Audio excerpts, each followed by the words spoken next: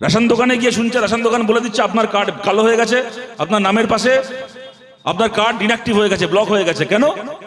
ওই অন্নপূর্ণা ভান্ডারের ফর্ম থেকে ডেটা নিয়ে, ডকুমেন্ট নিয়ে দেখে তাদের রেশন কার্ড ব্লক করে দেওয়া হয়েছে। তো বাড়িতে 2 চাকার বাইক আছে মানে তোমার রেশন থেকে এখন নাম কাটা। তো বাড়িতে ফ্রিজ আছে মানে তার অন্নপূর্ণা ভান্ডার তো সে পাবেই না, এমনকি রেশনে বিপিএল তালিকা থেকে নাম বাদ চলে যাচ্ছে। 233 টাকা করে বাড়ির ট্যাক্স, ওটাকে নাকি 1200 টাকা করে দেওয়া হবে যে কোনো দিন। আপনারা দেখতে পাচ্ছেন আমাদের রাজ্য জুড়ে কি হচ্ছে। বলেছিল ভোটের আগে যারা যারা লক্ষ্মীর ভান্ডার পাচ্ছে প্রত্যেকজন এসে 3000 টাকা করে অন্নপূর্ণা ভান্ডার পাবে। বারবার করে এই কথা বলেছিল, কোনো বাদ বিচার নয়, কোনো কিছু নয়। যে যে মহিলারা লক্ষ্মীর ভান্ডার পাচ্ছে প্রত্যেকেরটা 3000 টাকা অন্নপূর্ণা ভান্ডার হবে। আজকে এসে গোটা বাংলা জুড়ে 1 কোটির ওপর মহিলা, তাদের আজকে অন্নপূর্ণা ভান্ডার বন্ধ হয়ে গেছে। অন্নপূর্ণা ভান্ডারের জন্য 12 পাতা 13 পাতার ফর্ম ফিল আপ করা হয়েছে।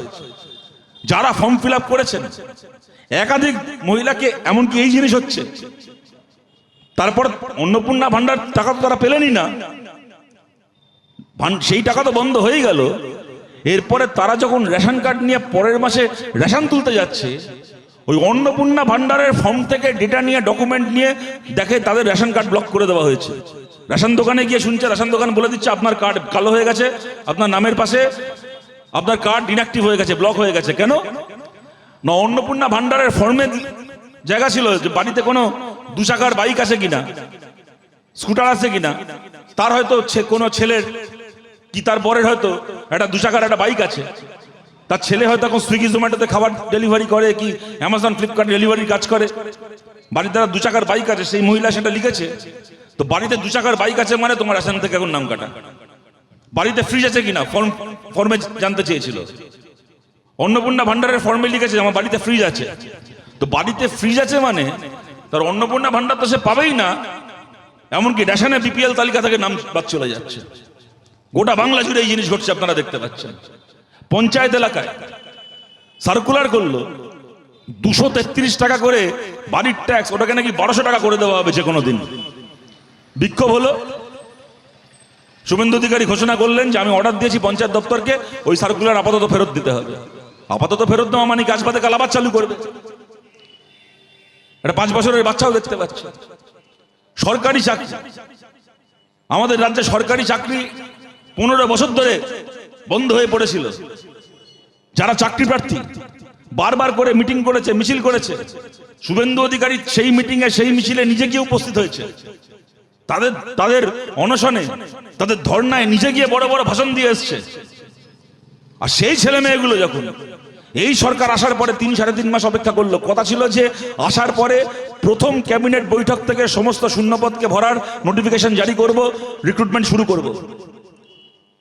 3.5 মাস কেটে যাওয়ার পরেও যখন সেই দিকে উদ্যোগ নেওয়া হচ্ছে না, সামান্য একটা মিছিল করতে গেছিল ছেলে মেয়েরা, এই শুভেন্দু অধিকারী কদিন আগে পর্যন্ত যাদের ধর্নায় গিয়ে উপস্থিত হয়েছে, নিজে যে মিটিংয়ে যে মিছিলে গিয়ে হেঁটেছে, সেই মিছিলে পুলিশ পাঠিয়ে ছেলেগুলোকে প্রিজন ভ্যানে তুলে লালবাজারে নিয়ে চলে গেল। কথা ছিল প্রিজন ভ্যানে করে জেলে যাবে ববি হাকিম, কথা ছিল প্রিজন ভ্যানে করে জেলে যাবে এই পার্থ ভৌমিক, কথা ছিল প্রিজন ভ্যানে করে জেলে যাবে এই ঋতব্রত ব্যানার্জি ধর্ষণের কেসে।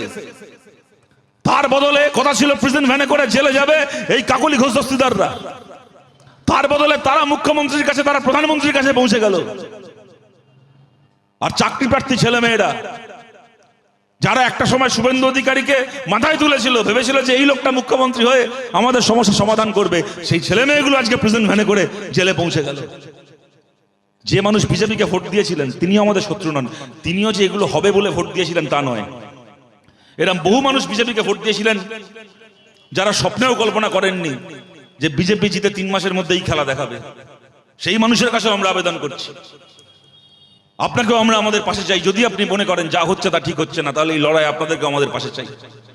এরকম অনেক মানুষ এই সমস্ত এলাকায় তৃণমূলকে ভোট দিয়েছিলেন, তৃণমূলের এমনকি হয়তো মিটিং মিছিলে গেছিলেন। তারা গেছিলেন কারণ তারা যেতে বাধ্য হয়েছিলেন।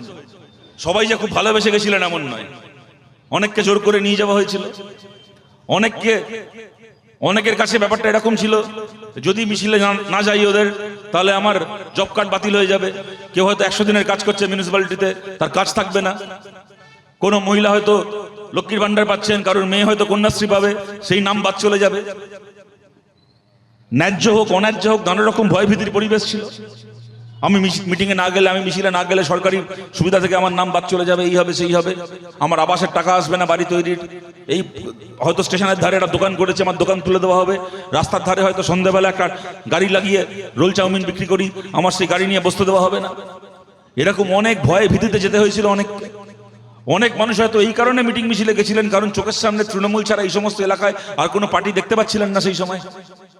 আমাদের পার্টি হতে পারে, কংগ্রেস হতে পারে, তাদেরকে কাজ করতে দেওয়া হয়নি, তৃণমূল তাদেরকে কাজ করতে দেয়নি এই সমস্ত এলাকায়, যার ফলে চোখের সামনে খালি তৃণমূল পার্টিটাই ছিল। হয় তৃণমূল করতে হবে, নাহলে বিজেপি জিতবে। অনেকে সেই জায়গা থেকে তৃণমূল করেছেন সেই সময়, তারা সবাই আজকে দেখতে পাচ্ছেন তৃণমূলের চেহারা। আমাদের পরিষ্কার কথা, তৃণমূলের চোরগুলো বিজেপিতে আশ্রয় নিয়েছে। তৃণমূলের হয়ে যারা চুরি করেছে, যারা কোটি কোটি টাকার সম্পত্তি বানিয়েছে, যারা লোককে হুমকি দিয়েছে, চোখ রাঙিয়েছে, দাদাগিরি করেছে, আজকে তারাও আমাদের পেছন পেছন ঘুরছে। সেই সমস্ত লোকের জন্য আমাদের পার্টি অফিসের দরজা বন্ধ ছিল, আছে এবং থাকবে। যারা তৃণমূলের হয়ে চুরি করেছে, ডাকাতি করেছে, খুন খারাপি করেছে, মানুষের ওপর অত্যাচার করেছে, তাদের জন্য সিপিএম এর পার্টি অফিসের দরজা আগামী 100 বছরে খুলবে না। কিন্তু তার বাইরে তৃণমূলের সাধারণ কর্মী সমর্থক, যারা চুরি করেনি, যারা ডাকাতি করেনি, যারা মানুষের সঙ্গে খারাপ ব্যবহার করেনি, যারা তৃণমূলের নাম ভাঙিয়ে এলাকায় রংবাজি করেনি, খালি সাধারণ রাজনৈতিক কর্মী হিসেবে তৃণমূলের হয়তো মিটিং মিছিল করেছে, দেওয়াল লিখেছে, তৃণমূলের সবাই গেছে, তৃণমূলকে ভোট দিয়েছে, তার উপর সাধারণ মানুষের কোনো অভিযোগ নেই যাদের ওপর, সেই সমস্ত মানুষের কাছে আমরা আবেদন করছি, যদি আপনারা মনে করেন আজকের পশ্চিমবাংলায়, আজকের ভারতে বিজেপির বিরুদ্ধে যে লড়াইটা করা দরকার, সেই লড়াই আমরা বামপন্থীরা লড়ছি, তাহলে এই লড়াই আপনাদেরকেও আমাদের পাশে চাই। আপনারা আমাদের পাশে এসে দাঁড়ান। আপনাদেরকে পাশে পেলে বিজেপির বিরুদ্ধে আমাদের এই লড়াই আরো জোরালো হবে। এই লড়াই আমরা লড়বো এবং এই লড়াই আমরা জিতবো। আমার কথা আমি আপনাদের কাছে এই বলে শেষ করছি। আপনাদের মনে আছে, আজ থেকে কয়েক মাস আগে বিহারের বিধানসভার ভোট হয়েছিল, বিজেপি জিতেছিল। তখন মোদী আমাদের রাজ্যে ভোটটা হওয়ার পরেই, যেদিন ভোটটা হলো সেই দিনই প্রায় সন্ধ্যাবেলা দেখি দিল্লির বিজেপি অফিস থেকে মোদী ভাষণ দিচ্ছেন বিহারে বিজেপির জয় নিয়ে। সেখানে যত না বিহারকে নিয়ে বলছেন, তার থেকে বেশি আমাদের বাংলাকে নিয়ে বলছেন, যে বিহার জিতেছি, এরপরে আমরা বাংলা জিতবো। সেটা বোঝাতে গিয়ে বলছেন যে মা গঙ্গা বিহার সে হোকে বঙ্গাল মে বহতি হ্যায়, মা গঙ্গা বিহার থেকে বাংলায় বয়ে আসে। সুতরাং বিহারে যা হচ্ছে, সেই ঝড়, সেই হাওয়া মা গঙ্গার সাথে এবার বাংলাতেও আসবে। মোদী ঠিকই বলেছিলেন, বিহারে বিজেপি জিতেছিল, তারপরে মা গঙ্গা বাংলাতে এলেন, বাংলাতেও বিজেপি জিতে গেল। এবার বিহারে বাকিপুরে ভোট হয়েছে, বিজেপি গোহারা হেরেছে। বিজেপির অল ইন্ডিয়া প্রেসিডেন্ট নীতিন নবীন তার নিজের বাড়ির বুথে বিজেপি গোহারা হেরেছে। এবার মোদীজিকে জিজ্ঞেস করছি, মোদী, মা গঙ্গা এখন কোথা থেকে কোথায় বইবে এরপর? যখন বাকিপুরে জিতেছিলেন আপনারা, তখন মা গঙ্গা বিহার থেকে বাংলায় এসেছিল। এবার বাকিপুরে আপনাদের অল ইন্ডিয়া প্রেসিডেন্টের বাড়ির বুথে গোহারা হয়েছেন, এবার মা গঙ্গা কোথায় যাবে? এবারও মা গঙ্গা বাংলায় বয়ে আসবে তো? মা গঙ্গা বাংলায় বয়ে আসছে, এবং খালি বাংলা বলে নয়, আসমুদ্র হিমাচল জুড়ে আপনারা দেখতে পাচ্ছেন বিজেপির শেষে শুরু হয়ে গেছে। বিজেপি খালি বাকিপুরে হেরেছে তাই নয়, মধ্যপ্রদেশ যেটা বিজেপি শাসিত রাজ্য, সেখানে বাই ইলেকশনে হেরেছে। গুজরাট যেটা মোদীর নিজের রাজ্য, সেখানে জিতেছে বাই ইলেকশনে, কিন্তু গতবারের থেকে 9% কম ভোট পেয়েছে। ওদের সরকারের মন্ত্রীকে পদত্যাগ করতে হয়েছে। গোটা দেশ জুড়ে ওরা ভেবেছিল উপেক্ষা করে, লাঠি দিয়ে, ছাত্রদেরকে পিটিয়ে ওরা ওদের মন্ত্রীকে রক্ষা করতে পারবে, কিন্তু ধর্মেন্দ্র প্রধানকে পদত্যাগ করতে হয়েছে। বিজেপির মন্ত্রীদের নামের আগে প্রাক্তন লেখা শুরু হয়ে গেছে গোটা দেশ জুড়ে। এরপরে ইথানল থেকে শুরু করে আরো বিভিন্ন ইস্যুতে বিরোধীরা ঐক্যবদ্ধ হচ্ছে, একজোট হচ্ছে। এলাকায় এলাকায়, পাড়ায় পাড়ায় বিজেপির বিরুদ্ধে ক্ষোভ বাড়ছে। আমাদের রাজ্যের দিকে তাকিয়ে দেখুন,